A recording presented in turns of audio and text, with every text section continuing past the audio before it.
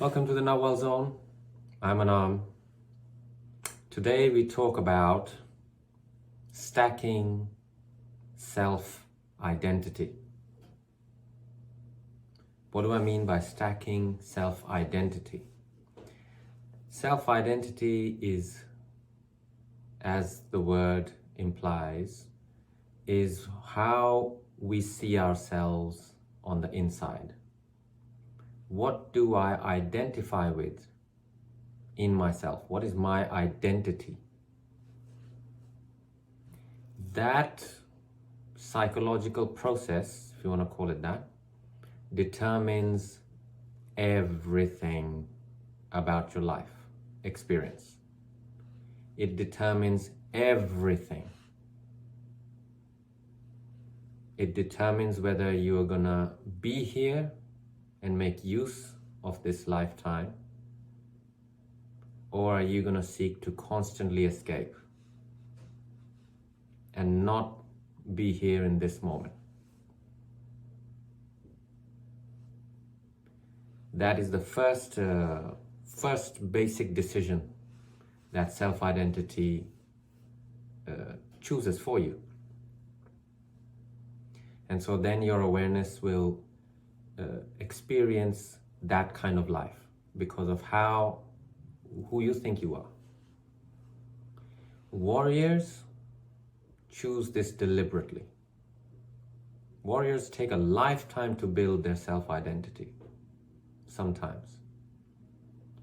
The average man doesn't even know that they could build deliberately and consciously and with education and perseverance. By education, I don't mean the parasites, indoctrination, brainwashing.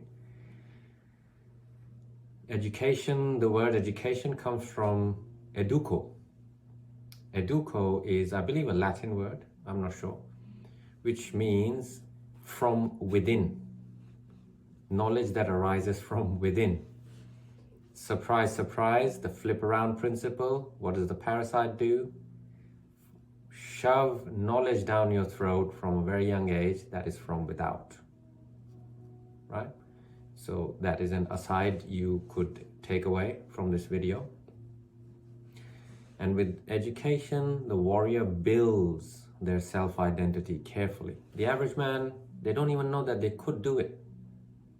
So the average man relies on the default template self-identity that is given to them by the parasite, for the parasite's purposes, not for the average man's purposes. You have to get clear on this first, because now that you heard it, you're going to self-assess how much of my self-identity, which begets all my life experiences till the day I die, and the way I die. How much of my self-identity is thrust upon me by the parasite and its world, and all the denizens of the parasite's world, and how much of it so far has been carefully and deliberately crafted by me to promote well-being. Right? This you must start self-assessing, and very carefully. The only way you can do this is looking at life evidence. You start doing this in your head, can't sleep at night, 3 o'clock or whatever, and you kind of self-assessing your self-identity, lying there in the bed, can't sleep. That's just entertainment. That's just mental Netflix going on. You know nothing about yourself that way. What you do is look at your life and the evidence in your life, the irrefutable evidence that will tell you what your self-identity really is like. So, with the warrior, Toltec warrior stacks self-identity. We don't just have, the average man has one very cheap template, that the template of the slave that runs the average man's life till the day the average man dies and the way the average man dies. It's usually painfully, lingering deaths, cancer, this, that, and all the rest of it. Accident, and big dramas, and boo-hoo-hoo, the whole family is crying, and just completely ignorant about death, what the process is, just brainwashed responses, just totally the parasite's mind slave. Warriors, just one self-identity, not good enough. Let's go for gold. Warriors stack self-identity. Now what I'm going to say to you, you can't stack them any which way you like. That's not how it works. There's a proper way to do it. So the first stack, the basic root, it's like Jenga. The first stack of self-identity that you carefully repeat, if that's what it takes, repeat to yourself and produce life evidence as much as possible through repetition. The first one, can you guess what it is? It's pretty much the only thing I always talk about. For the Toltec warrior, the first stack of self-identity is that I am a vessel of and for inner silence. That's the first stack. That's the first and foremost who I am. The warrior repeats this so relentlessly that it supplants the parasite's brainwashing. I'm a scientist, I'm a politician, I'm an architect, I'm a this, I'm a that, I'm a husband, I'm a wife, I'm a child, I'm an adult, I'm a whatever. No. Warriors go with reality. The basic reality is that the warrior is a vessel for and of self-importance. Not self-importance. Inner silence. The average man is a vessel of and so on of self-importance. Not the warrior. Right? This has to come. Otherwise you can do what you like. You can turn into bats and coyotes and go live in the desert and become Castaneda Jr. Have Don Juan come and have a party with you. You can do all those things. You can do whatever the hell you like. Whatever Netflix goes on in your head. Your life will be a misery to you and to others. It cannot be any other way. Because you're living, you've chosen to inhabit the mental realms. There's nothing else there. There's no reality there. However, the warrior chooses reality. What is reality? That everything is actually an alive silence. The mind has to be suspended in order to sense and live in that silence. That's the first stack. That alone can take you above the average man in due course of time. If you go with that sufficiently, if you become a master at that and really have life evidence to prove, and there's enough inner silence embedded in you and radiating from you, and you go to India or these kind of places, they'll start worshipping you. Enlightened guru.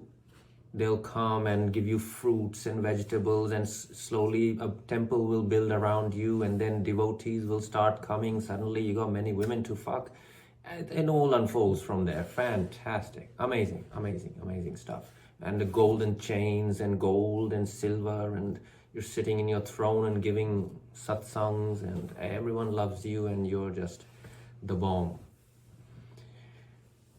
But that's kind of child's play, petty power for warriors. It really is.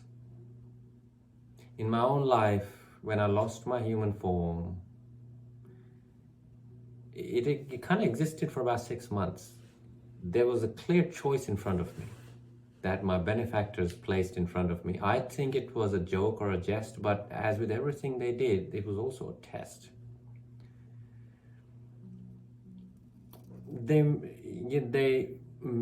It became very clear to me that I could now easily do away with all my money problems, lack of money, lack of this, that, all the rest of it, by going down the guru route. And then the devotees come, you will inevitably become incredibly rich. You can satisfy your mating instinct to your heart's content after that, and 99% gurus do this anyway. And that power hit that you get, the adoration, the adulation, is going to keep you in the lower astral realms, of which this is a dream.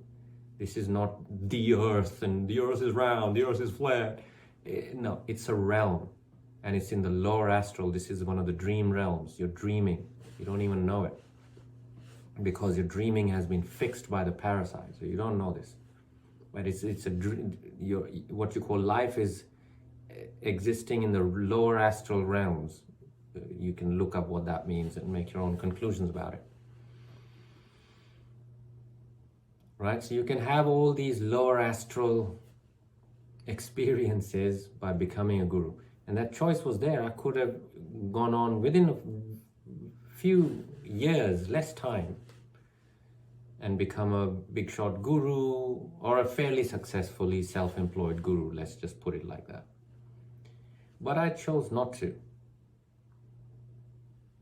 Mainly because I was undergoing training, so the training allowed me to choose. And I chose that this kind of petty power is not really worth it. There's no good ending there anyway. And most of all, I want to chase freedom. I want to get out with all my soberness and pragmatic awareness intact, not eaten alive by the parasite and then recycled right back. So I chose the second stack of self-identity. Most of the gurus, the enlightened ones, and the ones who've written books, and their devotees have written books, and the Hare Krishna big shots, and all the enlightened people, they're happy with the first stack. That's enough for them. They're happy there. They don't care about their body. They don't care about anything. It's get fat, diseases, addicts. Osho was an addict. The dentist used to give gas in those days, and he was an addict of that gas. I forgot what the gas is. Closely guarded secret, open secret now. So in case you think people like Osho were all these walking saints where the flowers bloomed because they, feet touched the earth, that's just the marketing. And remember, anyone can talk a nice walk. The second stack that the warrior chooses, that's what qualifies them as a warrior. Once they establish this second stack, that is self-value.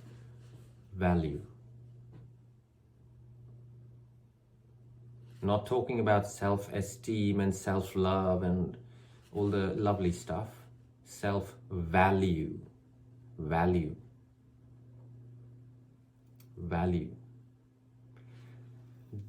For the warrior, I am a luminosity suspended in inner silence, and then I'm a luminosity of inherent unique value.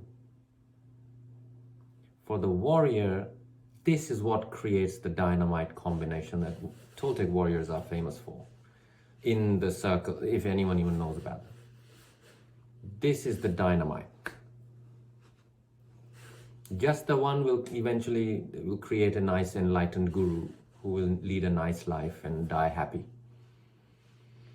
with many devotees. The other one, the warrior, will probably never get known too much, or the idea is to slip away quietly. But here, the game is far more interesting, far more rewarding than just petty power in this lower astral realm.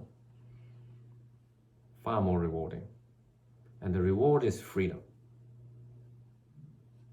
I often say to many who know me, I say to them, look, there's nothing this world can offer me. There's no enticement this realm can offer me that would make me stick around. Not a single thing. Fame, fortune, experiencing all the vagaries and the delights of the mating instinct, adoration of the crowds, whatever people are after, power, control, this, that, all the rest of it, all seems petty. It's petty power. It's for fools who are not interested in freedom. So remember that and self-assess. Where are your identities? An identity is merely a declaration of your allegiance. That's all it is. I am. You've just declared your allegiance. I am a doctor. I'm a good man. I'm a good person. I may not be rich, but at least I'm a good person. Really? No one gets to be a good person in this realm. So that's the worst one to say to a warrior. Those are all declarations of allegiances, right? The warrior's allegiance is with one thing only: freedom. Personal freedom. And these two stacks, there are other stacks, lesser stacks, that the warrior then stacks up over the course of a lifetime to have an impeccable death or an impeccable release. These are the two main ones. Self-value will determine how much discipline you are able to muster, how much motivation you have each day, how much energy is available to you every day. Self-value will determine what diseases come into your body and what diseases you're able to heal from. It will determine your friends. It will determine the company you keep. It will determine what you eat, when you eat, how you eat. Self-value will determine whether you will experience a life of well-being, ever increasing well-being, peace and contentment, or whether you experience a life of ever increasing loneliness, disconnection, fear and misery, and then die a miserable death. There's no good ending, and it's self-value. It's not inner silence. Inner silence determines a sovereignty of awareness, which is, we need that. That's the first stack. Once awareness is sovereign, awareness then needs to then train up to become impeccable. That is the ace card of the warriors, that no one else in the world jumps to that level. Only Toltec warriors bother about that even. All the enlightened gurus are happy with the first stack and they're done. I want you to think about, I want to give you these possibilities. These are as much available to you as to anyone else, as to Don Juan, Castaneda, whoever. They're available to you too, but you must put in the repetitions. You must. Imagine if each one of us changes our priorities to attaining freedom. Not democracy and, don't be stupid. Personal freedom of mind, body, spirit, and freedom of awareness. Don't you think that this lower polluted toxic lower astral realm, the dreaming, the collective dreaming would increase in quality because of your contribution to freedom. Right? So think about these. Let me know your thoughts in the comments below. And if you want me to do another video on self-value, inner silence is evident enough. Self-value isn't. Self-value is a feeling. It's the feeling each warrior lives with, a feeling that each warrior has within themselves. It is very close to the mood of a warrior. Very close. It's not the same, it's very close. It's the mood of the warrior 2.0. That kind of thing.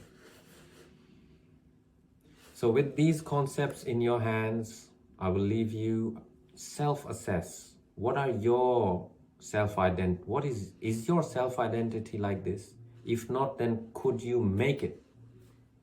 Stack it in this way. The first one is nearly impossible enough for the average man. Forget about the second one. The second one is actually easier. But for warriors, we're after impeccability. So the first and then the second. Inner silence and then self-value. All right, on that note, I shall see you soon. Walk in freedom. Farewell.